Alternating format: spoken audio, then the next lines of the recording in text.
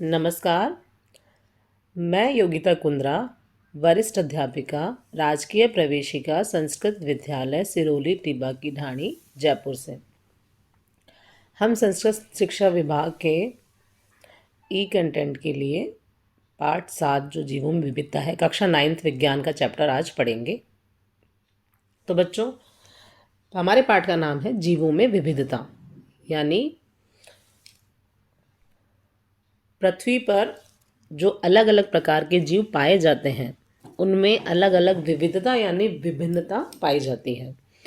प्रत्येक जीव जो होता है वो एक दूसरे से किसी न किसी रूप में भिन्न होता है। हम उनके शरीर की बनावट की बात करें तो बनावट में भिन्न होते हैं, लंबाई की बात करें तो लंबाई में भिन्न होते हैं, और अगर उनके शरीर के किसी भी अंग की बात करें तो उनमें भी विभिन्नता पाई जाती है। अगर हम मनुष्य की बात करेंगे तो मनुष्य की भी लंबाई एक दूसरे से समान नहीं होती। किसी और जीव की बात करेंगे, जैसे हम बात करेंगे, उदाहरण लेंगे, बिल्ली है, चूहा है, गाय, शेर, कुत्ता, कबूतर, मनुष्य, तो ये सभी जीव एक दूसरे से विभिन्न हैं, अलग अलग हैं। इन्हें हमने अलग अलग समूह में रखा है, इनके लक्षणों के आधार पर, इनकी शारीरिक बनावट के आधार पर, इनके अंगों में विभिन्नता के आधार पर, क्योंकि सभी एक दूसरे से भिन्न हैं।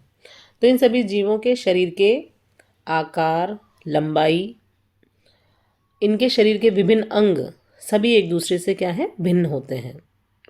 जैसे अगर हम बात करें कि आप अपने मित्र की बात कर लो, अगर आपके मित्र के शरीर की बनावट जो है वो आपके शरीर की बनावट की बात करें तो बनावट में एक दूसरे से वो समान दिखेंगे, लेकिन अगर अंगों के आकार की बात करेंगे तो उसकी नाक है, उसके कान को ले लीजिए, उसके हाथ को ले लीजिए, इनके माप में भिन्नता होगी।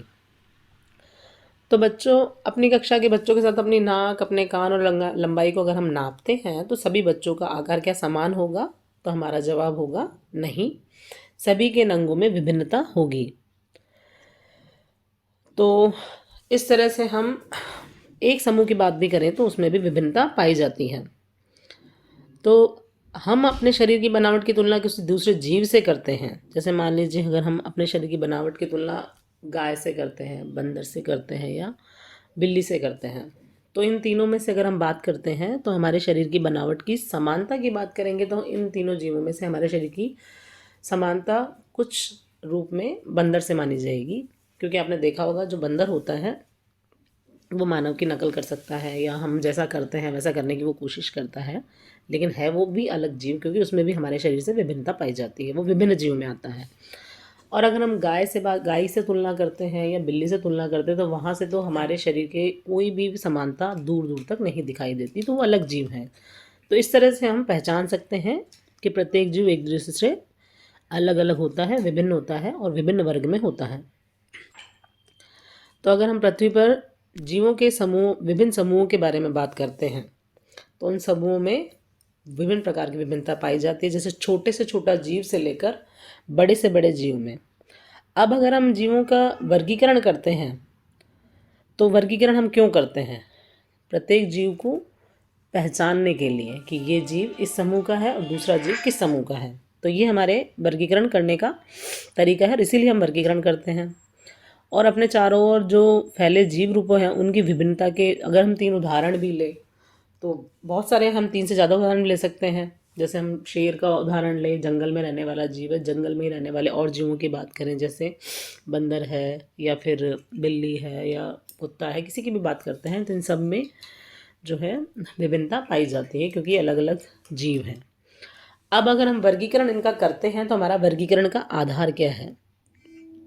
तो हमने बच्चों जीवों में वर्गीकरण का जो आधार है वो उनके शारीरिक बनावट के आधार पर तो किया है। उसके अलावा अगर हम बात करें तो प्राचीन जो हमारे वैज्ञानिक थे, उन्होंने अलग अलग लक्षणों के आधार पर वर्गीकरण किया। जैसे हम यूनानी विचारक अरस्तु की अगर बात करें तो उन्होंने जीवों का वर्गीकरण का जो आधार लिया वो उन्होंने लिया आवास। आवास का क्या अर्थ होता है? आवास का अर्थ होता है कि रहने का स्थान। प्रत्येक जीव जहाँ रहता है वो आवास होता है। हमें मालूम है कि आवास जो हैं वो अलग अलग होते हैं। जैसे स्थलीय आवास होता है, यानी पृथ्वी पर रहने वाला स्थान जो होता है वो स्थलीय आवास। जलीय आवास होता है, जल में रहने वाले जीवों का जो आवास या स्थान है वो जलीय आवास। और वायवीय एक आवास होता है जो वायु में विचरण कर सकते हैं, वो वायवीय आवास। तो इस तरह से अरस्तु ने जीवों का वर्गीकरण उनके आवास के आधार पर किया। अब स्थल में रहने वाले जीवों की भी बात करें तो स्थल में बहुत विभिन्न प्रकार के जीव पाए जाते हैं, और जल में रहने वाले जीवों का अगर हम उदाहरण लें तो जल में भी विभिन्न प्रकार के जीव पाए जाते हैं। इसी प्रकार वायु में। तो क्या सिर्फ आवास के आधार पर जीवों का वर्गीकरण सही होगा बच्चों? तो देखो, इसके लिए हम समझते हैं, जैसे मान लो अगर हम समुद्र में रहने वाले जीवों की बात करें जिन्हें हम कहते हैं जलीय जीव, जैसे व्हेल मछली, स्टार फिश, ऑक्टोपस, तो क्या ये सभी एक ही समूह में रखते हैं हम? नहीं, ये भी एक दूसरे से क्या होते हैं? भिन्न होते हैं। तो एक ही आवास में रहते हुए भी एक दूसरे से क्या है? भिन्न है। इसी तरह अगर हम स्थल भाग की बात करें तो पृथ्वी पर रहने वाले जो जीव हैं वो सभी एक दूसरे से समान नहीं हैं। गाय है अलग जाति है, बिल्ली अलग जाति है, मनुष्य अलग जाति है, तो सब एक ही आवास में रहते हुए भी सब एक दूसरे से भिन्न। बहुत सारे उदाहरण हम ले सकते हैं। इसी प्रकार हम वायुव्य आवास की बात करते हैं तो वायुव्य आवास में भी जो जीव होते हैं वो एक दूसरे से भिन्न है। भाई, जिनके पंख होते हैं वो सब वायवीय आवास के माने गए हैं, लेकिन कबूतर अलग वर्ग में है, तोता अलग वर्ग में है, और भी कई सारे पक्षी हैं, कोयल है, कौवा है, ये सब, तो ये सब भी समान नहीं है। तो इस तरह से हमारे वर्गीकरण का जो आधार प्राचीन माना गया था कि भाई आवास के आधार पर अगर हम जीवों का वर्गीकरण करते हैं तो वो समान सही नहीं है, क्योंकि वो एक दूसरे से भिन्न है एक ही आवास में रहते हुए भी। तो फिर हमें वर्गीकरण का आधार और क्या लेना होगा? तो हमें वर्गीकरण के आधार के लिए और लक्षण देखने होंगे। तो अगर हम बात करते हैं किसी भी जीव के वर्गीकरण की, तो उसको विभिन्न समूह में हम वर्गीकृत करते हैं। तो सबसे पहले हमें ये देखना होता है कि किसी भी एक ही समूह के सदस्यों में एक दूसरे से क्या क्या तो समानताएं हैं और क्या क्या विभिन्नताएं हैं। अगर किसी जीव की समानता दूसरे जीव से समानता, दोनों की समानता समान है, तो जीव एक समूह में रख देते हैं।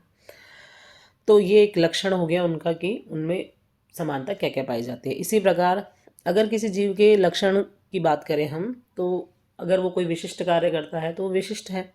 उदाहरण के लिए, हम में से ज़्यादातर लोगों के एक हाथ में 5 उंगलियां होती हैं, हम सभी जानते हैं। लेकिन उसी के साथ अगर हम हमारी दौड़ने की क्षमता और बरगद के पेड़ की दौड़ने की क्षमता की तुलना करें तो उसमें कोई समानता नहीं है।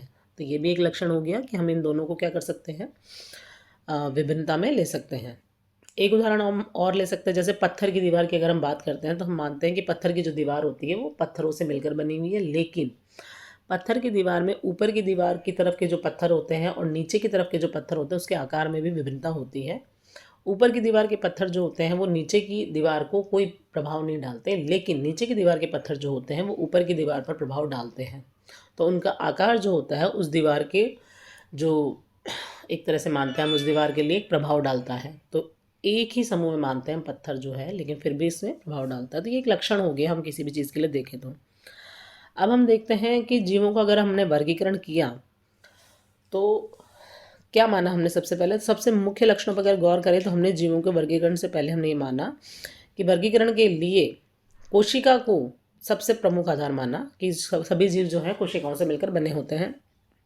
कोशिकाएं 2 तरह की होती हैं, प्रोकैरियोटिक कोशिका, यूकैरियोटिक कोशिका। तो प्रोकैरियोटिक कोशिका में जो जीव होते हैं वो इतने विकसित नहीं होते, उनका केंद्रक जो है चारों ओर से केंद्रक झिल्ली से ढका हुआ नहीं होता। विभिन्न कोशिकाओं में भी इतने विकसित नहीं होते जितने यूकैरियोटिक कोशिका के जीव में पाए जाते हैं। यानी हम माने कि यूकैरियोटिक कोशिकाओं के जीव होते हैं वो ज़्यादा विकसित होते हैं तुलना में प्रोकैरियोटिक कोशिका के, क्योंकि यूकैरियोटिक कोशिका में जो केंद्रक होता है उसमें चारों ओर से कोशिका झिल्ली से केंद्रक झिल्ली से घिरा रहता है, और कोशिकीय क्रिया भी अलग अलग कोशिकाओं में होती रहती है, जबकि प्रोकैरियोटिक कोशिकाओं में केंद्रक झिल्ली नहीं पाई जाती और इतनी दक्षतापूर्वक वो कोशिकाएं कार्य नहीं करती। तो ये एक अंतर है, लेकिन वर्गीकरण का एक आधार हमने मान लिया कि सभी जीव जो होते हैं वो कोशिकाओं से मिलकर बने होते हैं।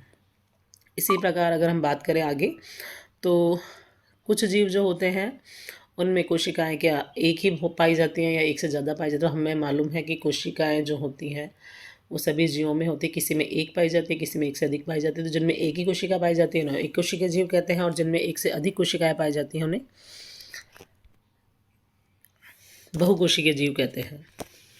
तो इस तरह से हम वर्गीकरण कर सकते हैं कि एक कोशिकीय जीव और बहुकोशिकीय जीव। अब अगर हम इनके एक क्रिया के बारे में बात करें जीवों की, जो है प्रकाश संश्लेषण, तो वो प्रकाश संश्लेषण की जो क्रिया है, प्रकाश संश्लेषण के बारे में हम बात कर रहे हैं कि प्रकाश संश्लेषण के द्वारा कुछ जीव अपना भोजन बनाते हैं, लेकिन सभी जीव प्रकाश संश्लेषण के द्वारा अपना भोजन नहीं बनाते। मतलब जो जीव अपना भोजन स्वयं बना सकते हैं वो प्रकाश संश्लेषण क्रिया के द्वारा भोजन बनाते हैं, और कुछ जीव होते हैं जो बाहर से भोजन प्राप्त करते हैं। तो जो जीव, यानी उन जीवों में हमने पौधों को माना है, प्रकाश संश्लेषण क्रिया करने वाले पौधे हरे पौधे माने गए हैं।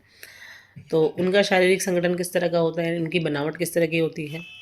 और अगर हम दूसरे जंतुओं की बात करें तो जो उन पर निर्भर करते हैं भोजन के लिए, उनके शरीर की बनावट क्या होती है, अलग अलग होती है। तो इस तरह से हम इन दोनों में भी, इनमें भी विभिन्नता देख सकते हैं। तो ये जीवों की विविधता है।